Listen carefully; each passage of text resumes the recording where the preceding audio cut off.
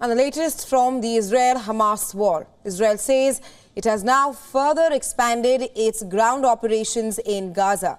It is operating in multiple Hamas strongholds, both in northern and in the southern Gaza Strip. As a result, the Gaza Strip continues to be under intense Israeli bombings. אנחנו הנחינו את צה"ל להמשיך במלחמה. לוחמינו מרחיבים את הפעילות הקרקעית נגד חמאס בכל מקום ברצועה, כולל בדרום הרצועה. Well, the IDF says it has been operating in Hamas strongholds in the areas of Jabalia, Shujaiya and Khan Younis, where it has destroyed militant infrastructure and also eliminated Hamas militants. The army says that they have gained control of central Hamas positions in Jabalia over the past day, as well as located weapons and terrorist infrastructure, some of which was found in civilian buildings, including a school. Now, as the Israeli offensive expands to southern Gaza, the city of Khan Younis is particularly witnessing huge devastation at the moment. The IDF described the past day as the most intense day of combat in 5 weeks of ground operations against the Hamas militants in Gaza, in what appeared to be the biggest ground assault in Gaza since the truce broke down.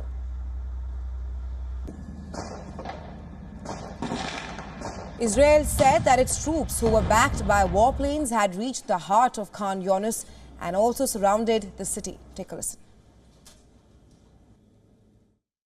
בחלוף 60 ימים מפרוץ הלחימה, כוחותינו מחתרים את מרחב ח'אן יונס בדרום הרצועה. אנחנו ממשיכים במקביל להעמיק את ההישג גם בצפון הרצועה. Meanwhile, Palestinian Islamic Jihad group has released a video showing its militants fighting in Khan Younis. The militants can be seen shooting guns and operating rocket launchers in the video.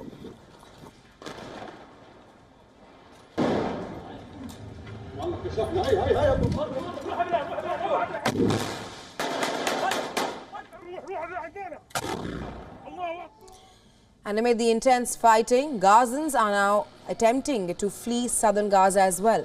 They're trying to reach Rafah, the only border crossing between Gaza and Egypt.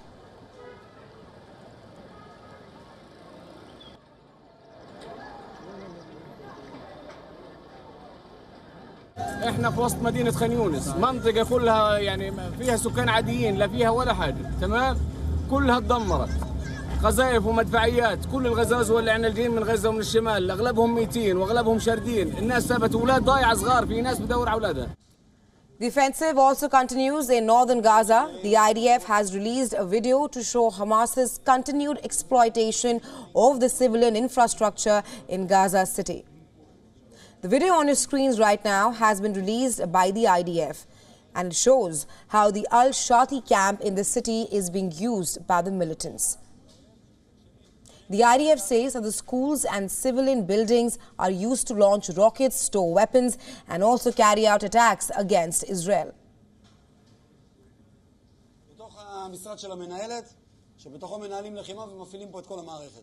ופה ממש פה במקום הזה נמצאו אמצעי לחימה רבים ועוד תשתיות של חמאס שממש עזרו להם להכין את כל המערכת שדיברתי עליה מקודם. טוב, אז אנחנו נמצאים בעצם מתחת למבנה. The IDF also said that it operated in self-defense to eliminate an imminent threat from Lebanon's Hezbollah group. The Israeli army was notified that the soldiers from the Lebanese armed forces were harmed during the strike. The IDF has, however, clarified that their target was only Hezbollah and has expressed regret over the incident. It says that the incident is under review as of now. And amid the intense fighting, Hamas has ruled out negotiations. It says no further prisoner or hostage exchange will take place until the Israeli strikes on Gaza stop.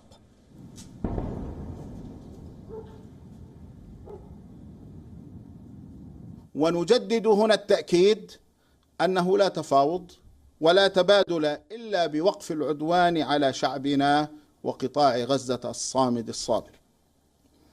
ونحمل هنا نتنياهو كامل المسؤولية عن حياة الأسرى والمحتجزين الصهاينة بسبب تعطيله استكمال صفقة التبادل واستئنافه للعدوان على غزة.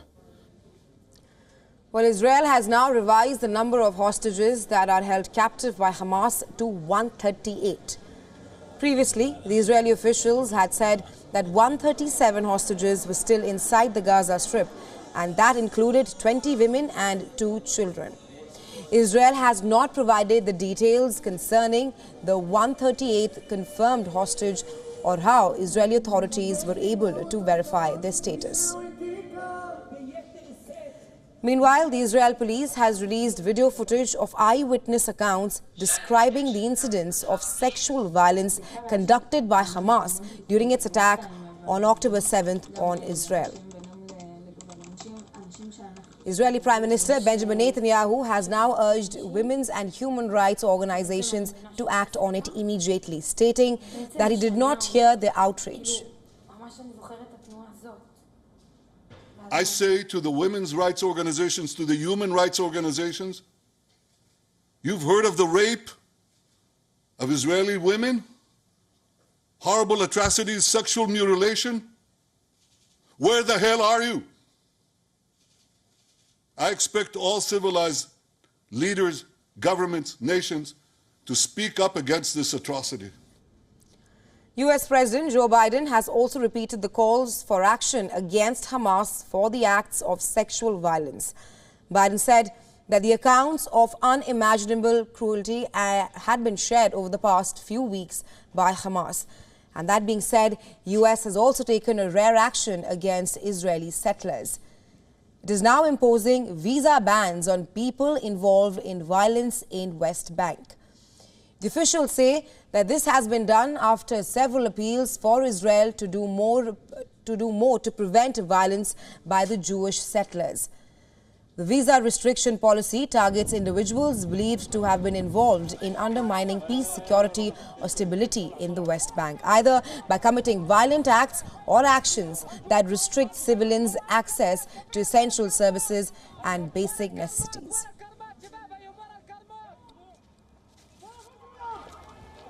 Today, as President Biden recently warned, the United States is taking action to address this escalating violence in the West Bank by implementing a new visa restriction policy under Section 212A3C of the Immigration and Nationality Act.